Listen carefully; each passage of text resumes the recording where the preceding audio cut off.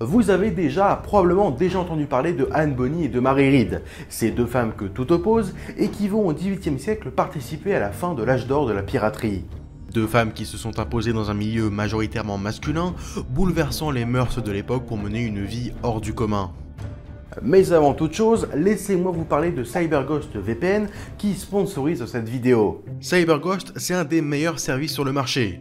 Noté 5 étoiles sur Trustpilot et déjà utilisé par plus de 36 millions d'utilisateurs pour chiffrer vos données sur internet en masquant votre adresse IP. Ça évite notamment qu'on vous pirate lorsque vous êtes connecté sur un réseau public.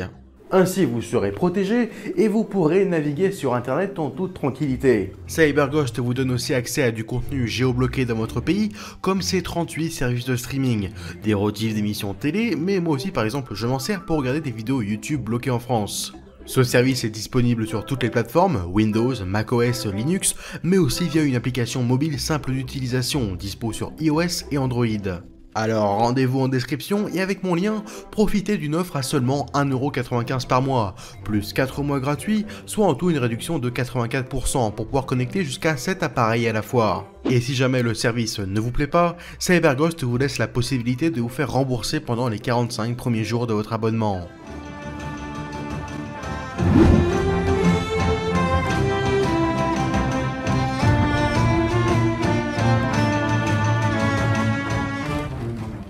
A l'origine, Anne et Mary n'ont pratiquement rien en commun. Anne Bonny naît vraisemblablement à la toute fin du XVIIe siècle et est la fille illégitime d'un certain William Cormac, un avocat irlandais.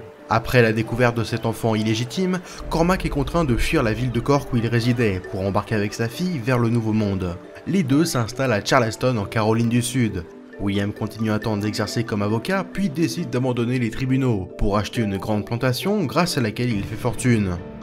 Anne est couvée par son père, elle est un peu pourri gâtée, et son père nourrit l'ambition d'un jour pouvoir la marier à un parti avantageux. Elle est néanmoins dotée d'un fort caractère. Elle n'hésite pas à agresser ses servantes ou bien à foutre une rouste à quiconque oserait la prendre pour une fille facile. Mais sa relation avec son père vole en éclats lorsqu'elle épouse à 16 ans en secret un marin sans un sou, un certain James Bonny. Le vieux William qui voulait la marier à un homme riche, forcément il est foudrage, si bien qu'il décide de foutre sa fille à la porte. Et en partant, on raconte qu'elle aurait mis le feu à la plantation de son père. Pour Anne, tout ça, c'est une aubaine.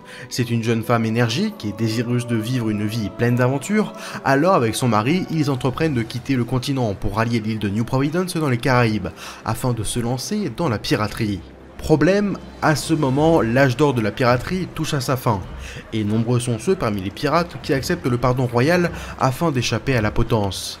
Car en effet, depuis le 5 janvier 1718, une proclamation du roi d'Angleterre George Ier autorise les gouverneurs et leurs adjoints à accorder la grâce à tout pirate acceptant de se rendre avant le 5 septembre 1718. Mais là encore, je vous renvoie à ma vidéo sur Barbe Noire. C'est le cas du mari d'Anne Bonny, qui choisit rapidement d'abandonner la piraterie. Et pour une femme comme Anne, qui aime sans cesse défier l'autorité, c'est une preuve de faiblesse. Alors, elle le quitte et fait la rencontre peu après du capitaine du William, un sloop, un petit voilier rapide et maniable très apprécié par les pirates, un certain Jack Rackham, dit Calico Jack. Rackham décide d'emmener avec lui Bonny, à condition qu'elle accepte de se travestir. Être une femme pirate est à l'époque loin d'être la norme, c'est même en fait interdit, car la présence d'une femme sur un navire porterait malheur d'après les marins. Celle qui se fait désormais appeler Adam Bonny se retrouve à vivre parmi les marins de Rackham, mais son secret n'en reste pas un très longtemps, et le véritable sexe d'Anne Bonny est découvert. Mais contrairement à ce que l'on pourrait s'attendre, ça ne semble pas poser de problème à l'équipage. Anne a depuis réussi à s'imposer au sein de l'équipage, et de toute façon, personne ne serait aussi fou pour s'en prendre à la femme du capitaine. Quelque temps après, un autre marin rejoint l'équipage du William, un homme, un certain Willie Read.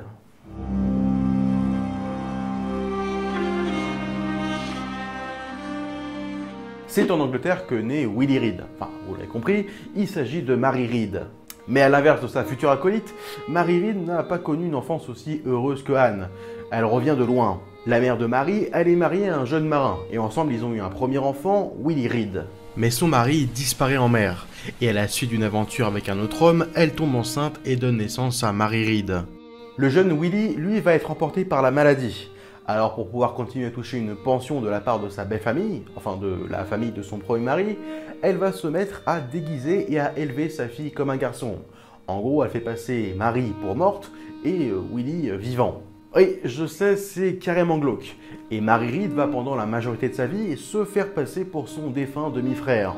Mais quand la grand-mère qui leur donnait la pension meurt à son tour, Marie et sa mère vont sombrer dans une extrême pauvreté. Alors à 13 ans, pour ramener de l'argent, elle est envoyée loin de sa mère, dans une riche famille française, pour servir en tant que domestique. Mais elle s'enfuit et s'engage, toujours sous les traits d'un garçon, en tant que mousse sur un navire de guerre, et sert dans la marine britannique lors de la guerre de succession d'Espagne, que j'ai déjà abordée lors de la vidéo sur Barbe Noire. Après ça, elle quitte la marine pour l'infanterie dans les Flandres, puis la cavalerie, et c'est là qu'elle rencontre un homme, un jeune officier dont elle tombe amoureuse. Les deux vont même se marier en petit comité, avec surtout d'autres officiers curieux et assez surpris de voir que le jeune Willy, qui était un militaire plutôt respecté dans le camp, était en fait une femme. Le couple finit ensuite par quitter l'armée pour ouvrir à Breda, aux Pays-Bas, une petite auberge. Mais après être tombé malade, le mari meurt, et Marie est obligée de mettre la clé sous la porte. De nouveau, sans un sou, elle est contrainte de retourner à son ancienne vie de marin. En route pour l'Amérique, à bord d'un navire marchand hollandais, il est abordé par des pirates. Seule anglaise à bord et attirée par ce milieu qui semble pour elle porter des valeurs d'égalité et de liberté, chacun a le droit à la parole et il y a un partage équitable du butin, et les pirates blessés peuvent recevoir une sorte d'indemnité. Mary Read commence donc à cet instant sa carrière dans la piraterie, mais quelques mois après, arrive le pardon royal qui parvient à convaincre son capitaine de se retirer. Alors elle se retrouve de nouveau à terre, encore une fois sans un sou, lorsqu'elle décide de s'engager dans un équipage corsaire.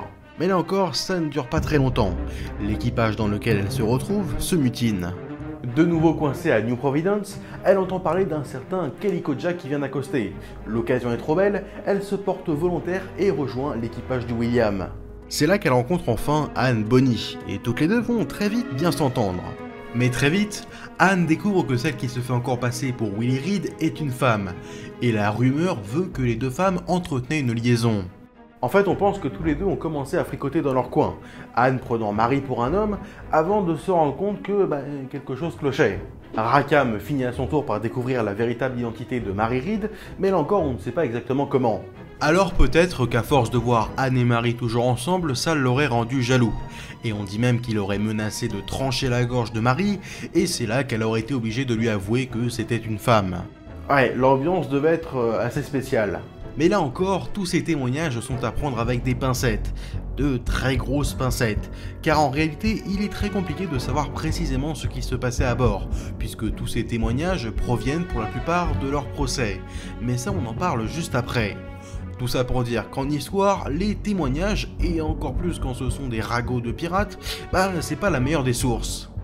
Mais bref, voilà comment Anne Bonny et Mary Read se retrouvent sur le même navire, et pour la première fois, aucune d'elles n'a besoin de cacher sa véritable identité. Néanmoins, elles vont quand même garder cette habitude de se vêtir en homme, hormis pour de rares occasions, tout simplement parce qu'une tenue d'homme, c'est bien plus pratique et confortable pour se battre et pour vivre sur un navire.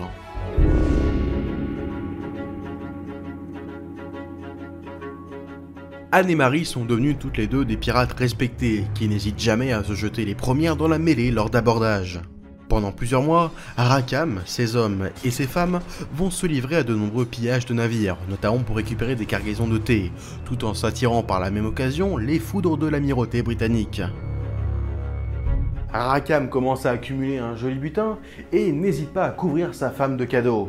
Et aussi, Jack Rackham il est certes resté très connu pour avoir eu à son bord Anne Bonny et Mary Read, mais c'est aussi lui qui accrochait à son mât ce célèbre pavillon, avec le crâne et les deux sabres, qui sera repris dans un film dont j'imagine que vous avez déjà vaguement entendu parler. Bref, forcément que tout ce grabuge commence légèrement à embêter les gouverneurs locaux, qui voient leur route commerciale sans cesse parasitée par ces attaques. Et, inévitablement, la tête de Rackham est mise à prix en septembre 1720 par Nicholas Laws, le gouverneur de la Jamaïque. Et c'est le 21 octobre, alors que le William fait escale au large de la Jamaïque et que l'équipage est gentiment en train de se saouler, ils sont, sans le savoir, suivis depuis plusieurs jours par un certain Jean Bonavis, un ancien pirate français et allié de Rackham, reconverti en chasseur de pirates. Bonavis navigue aux côtés de Jonathan Barnett, un autre corsaire anglais sous les ordres du gouverneur Laws. Ni une ni deux, Barnett ordonne que l'on attaque le William. Quelques coups de semonce sont tirés et l'abordage commence. Mais du côté des hommes de Rackham, on ne se presse pas. Bah oui, ils sont tous plus ou moins sous, alors ça se bouscule pas pour aller se battre, pire, la plupart partent se cacher dans la cale. Seuls Anne, Marie et un autre marin sont suffisamment sobres pour se défendre, tandis que Rackham et ses hommes se rendent rapidement, les femmes du William luttent de toutes leurs forces jusqu'à finalement, à leur tour, déposer les armes. Ramené devant un tribunal à Port-Royal en Jamaïque le 16 novembre, c'est un procès expéditif qui se tient.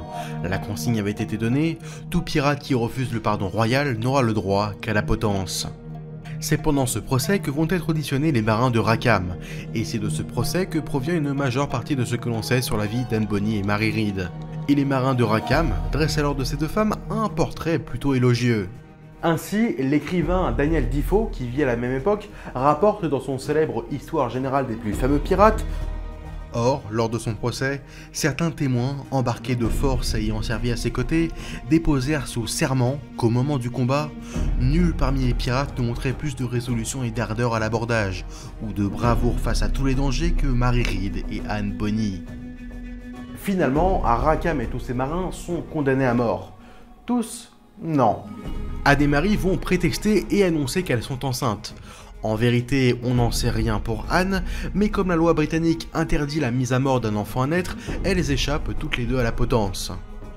Anne aurait néanmoins pris le temps de rendre une dernière visite à son amant, et elle lui aurait dit « Si vous vous étiez battu comme un homme, vous n'auriez pas à mourir comme un chien ». Jack Rackham meurt pendu le 28 novembre 1720. Mais ensuite, que deviennent Anne et Marie? Eh bien les deux passent quelque temps en prison, on sait que Marie contracte une maladie, peut-être la fièvre jaune, et meurt dans sa cellule moins d'un an après son procès en avril 1721. Mais c'est pour Anne que le mystère plane. On sait qu'elle est graciée par le gouverneur Lawes, mais on ignore les raisons qui l'ont poussée à annuler sa peine. Certains vont suggérer que c'est son père, William Cormac, qui, en entendant parler de sa fille prisonnière en Jamaïque, aurait soudoyé le gouverneur pour la faire libérer. Mais après ça, on ne sait pas ce qu'elle devient. Anne Bonny et Mary Read auront marqué l'époque de la piraterie. Malgré leurs origines totalement différentes, désireuses de plus de liberté et de pouvoir s'émanciper, à une époque où les voies pour sortir de son milieu d'origine étaient minces, surtout pour des femmes. Leur combat les aura menées à l'un des épisodes les plus célèbres de la flibuste. Merci d'avoir regardé cette vidéo. N'oubliez pas que cette vidéo a été réalisée en partenariat avec CyberGhost VPN. Pour chiffrer vos données sur internet, rendez-vous en description, cliquez sur mon lien pour découvrir leur offre à 1,95€ par mois. Pensez aussi à mettre un like, un commentaire, à vous abonner, à aller me suivre sur Twitter, Instagram, où vous commencez à connaître. Et moi je vous donne rendez-vous pour de prochains épisodes.